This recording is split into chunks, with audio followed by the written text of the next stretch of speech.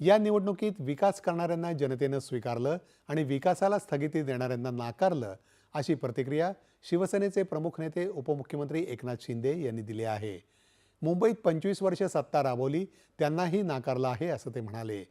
काहींनी भावनेच्या आधारावर निवडणूक लढवली, मात्र आम्ही विकासाच्या जोरावर निवडणूक लढवून अनेक महापालिकांमध्ये विजय मिळवला, असं ते म्हणाले.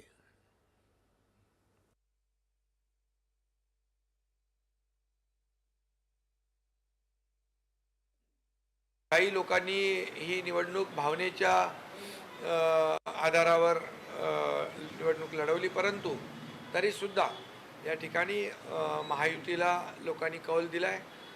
3.5 वर्षातलं जे काही आमचं मुंबईतलं काम, मी 2.5 वर्ष मुख्यमंत्री असताना, आता देवेंद्रजी मुख्यमंत्री आहेत, वर्षभराचा कालावधी आपण पाहिला तर 3.5 वर्षामध्ये मुंबईकरांसाठी केलेलं काम जे आहे, म्हणजे कॉन्क्रीटचे रस्ते, sewerage treatment plant, Balasaheb Thackeray आपला दवाखाना, रखडवलेली थांबवलेली मेट्रो, स्टे दिलेला कारशेड, असे अनेक प्रकल्प जे थांबवले होते त्याला आम्ही चालना दिली.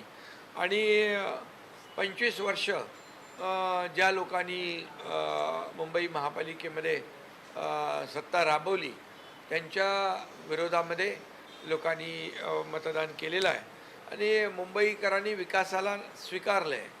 आणि म्हणजे ज्यांनी विकासाला विरोध केला त्याला नाकारले. जनतेचा कौल हा सर्वोच्च आहे आणि तो आम्ही पूर्ण